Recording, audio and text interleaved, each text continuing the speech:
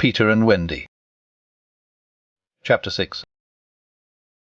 The Little House. Foolish Tootles was standing like a conqueror over Wendy's body when the other boys sprang, armed, from their trees. "You are too late," he cried proudly. "I have shot the Wendy. Peter will be so pleased with me." Overhead Tinker Bell shouted, "Silly ass!" and darted into hiding.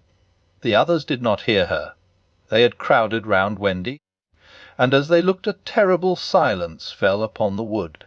If Wendy's heart had been beating they would all have heard it. Slightly was the first to speak. "This is no bird," he said in a scared voice. "I think it must be a lady." "A lady?" said Tootles, and fell a-trembling. "And we have killed her," Nibs said hoarsely. They all whipped off their caps. "Now I see," Curly said. "Peter was bringing her to us." He threw himself sorrowfully on the ground. "A lady to take care of us at last," said one of the twins, "and you have killed her." They were sorry for him, but sorrier for themselves, and when he took a step nearer them they turned from him. Tootles' face was very white, but there was a dignity about him now that had never been there before. "I did it," he said, reflecting. "When ladies used to come to me in dreams, I said, 'Pretty mother, pretty mother.' But when at last she really came, I shot her." He moved slowly away. The "Don't go," they called in pity. "I must," he answered, shaking. "I am so afraid of Peter." It was at this tragic moment that they heard a sound which made the heart of every one of them rise to his mouth. They heard Peter crow. "Peter!" they cried, for it was always thus that he signalled his return. "Hide her!" they whispered, and gathered hastily around Wendy. But Tootles stood aloof. Again came that ringing crow, and Peter dropped in front of them. "The greeting, boys!" he cried, and mechanically they saluted, and then again was silence. He frowned. "I am back," he said hotly. "Why do you not cheer?" They opened their mouths, but the cheers would not come. He overlooked it in his haste to tell the glorious tidings. "Great news, boys!" he cried. "I have brought at last a mother for you all." Still no sound, except a little thud from Tootles as he dropped on his knees. "Have you not seen her?" asked Peter, becoming troubled. "She flew this way." "Army," one voice said, and another said, "Oh, mournful day." Tootles rose. "Peter," he said quietly, "I will show her to you." And when the others would still have hidden her, he said, "Back, twins, let Peter see."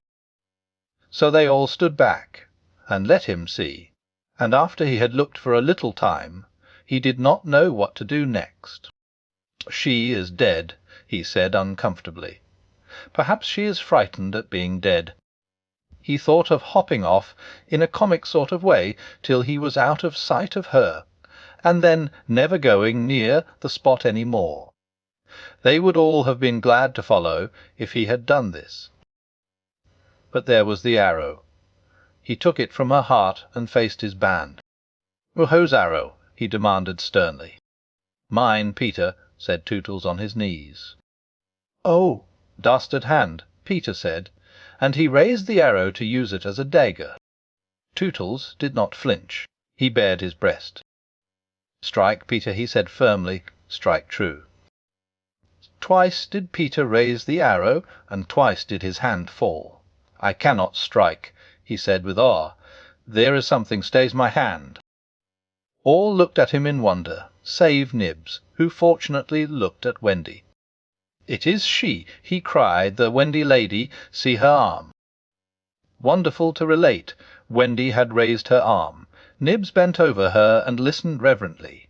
"I think," she said, "poor Tootles." He whispered. "She lives," Peter said briefly. Slightly cried instantly, "The Wendy lady lives."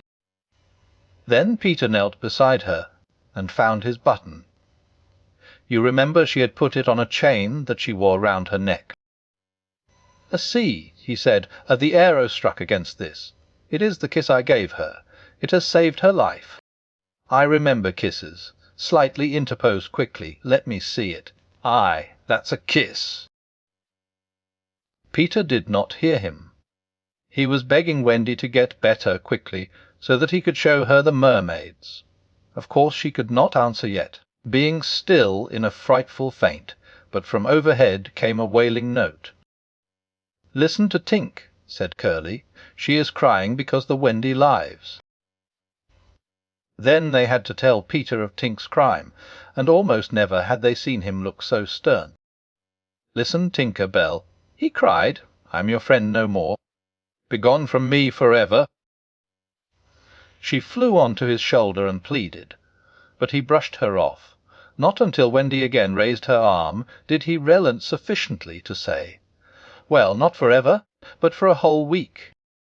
Do you think Tinker Bell was grateful to Wendy for raising her arm? Oh dear no, never wanted to pinch her so much.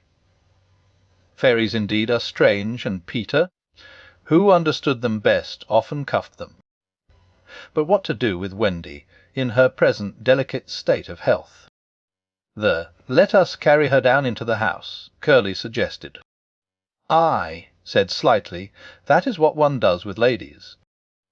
"No, no," Peter said, "you must not touch her. It would not be sufficiently respectful." "That," said Slightly, "is what I was thinking." "But if she lies there," Tootles said, "she will die."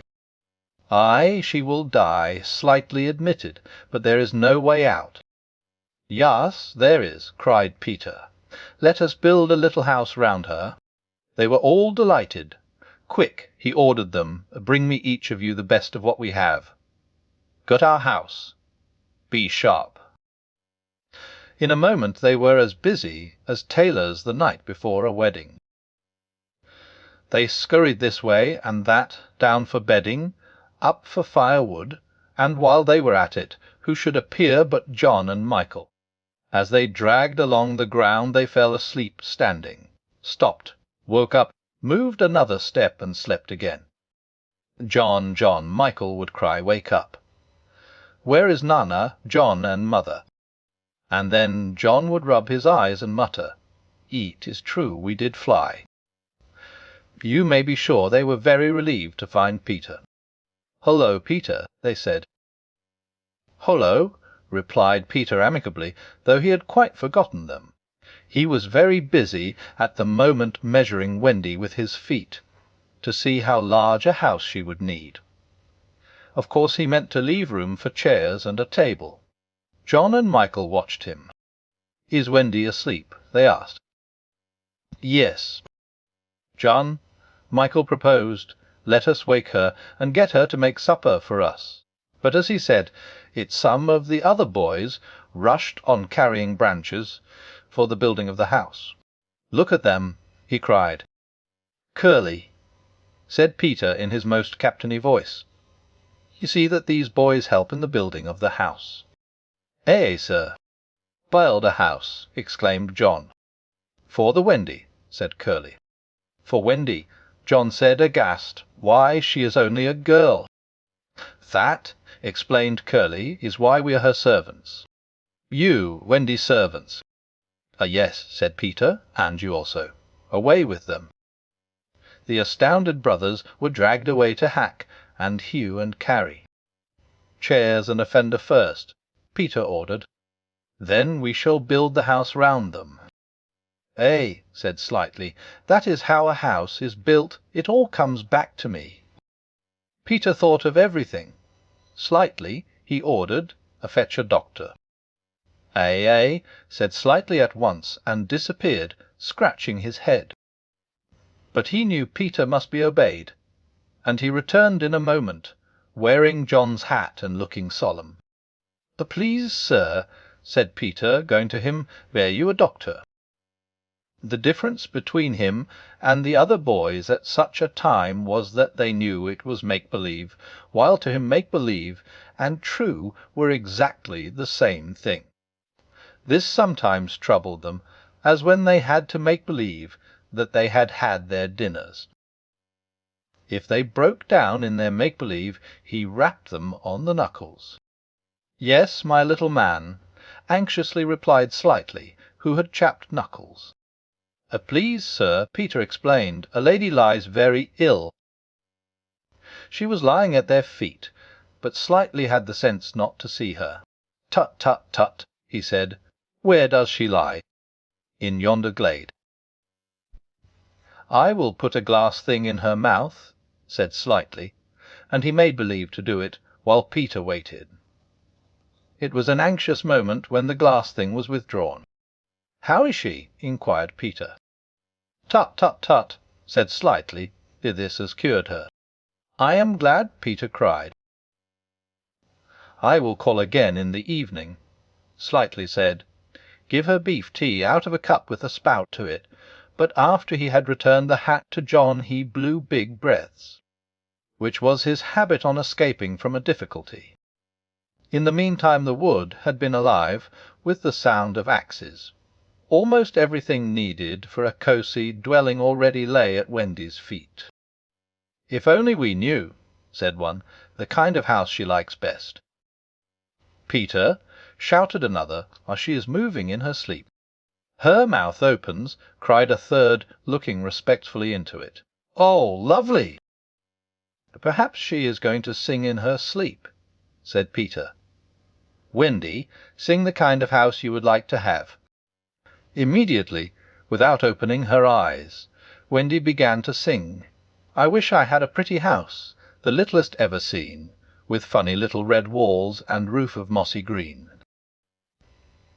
They gurgled with joy at this, for by the greatest good luck the branches they had brought were sticky with red sap, and all the ground was carpeted with moss. As they rattled up the little house, they broke into song themselves. "We've built the little walls and roof, and made a lovely door. So tell us, Mother Wendy, what are you wanting more?" To this she answered rather greedily, "Oh, really next I think I'll have gay windows all about, with roses peeping in, you know, and babies peeping out." With a blow of their fists they made windows, and large yellow leaves were the blinds. But roses. "Roses," cried Peter sternly. "The quickly they may believe to grow the loveliest roses up the walls." Babies. To prevent Peter ordering babies, they hurried into song again. "We've made the roses peeping out, the babes are at the door. We cannot make ourselves, you know, 'cause we've been made before." Peter, seeing this to be a good idea, at once pretended that it was his own. The house was quite beautiful, and no doubt Wendy was very cosy within, though, of course, they could no longer see her. Peter strode up and down, ordering finishing touches. Nothing escaped his eagle eye. Just when it seemed absolutely finished, "There's no knocker on the door," he said. They were very ashamed, but Tootles gave the sole of his shoe, and it made an excellent knocker. Absolutely finished now, they thought. Not a bit of it. "There's no chimney," Peter said. "You must have a chimney." "It certainly does need a chimney," said John importantly. This gave Peter an idea. He snatched the hat off John's head, knocked out the bottom, and put the hat on the roof. The little house was so pleased to have such a capital chimney that, as if to say thank you, smoke immediately began to come out of the hat. Now really and truly it was finished. Nothing remained to do but to knock. "All look your best," Peter warned them. "First impressions are awfully important." He was glad no one asked him what first impressions are. They were all too busy looking their best. He knocked politely, and now the wood was as still as the children, not a sound to be heard except from Tinker Bell, who was watching from a branch and openly sneering. What the boys were wondering was, would any one answer the knock? If a lady, what would she be like? The door opened and a lady came out. It was Wendy. They all whipped off their hats.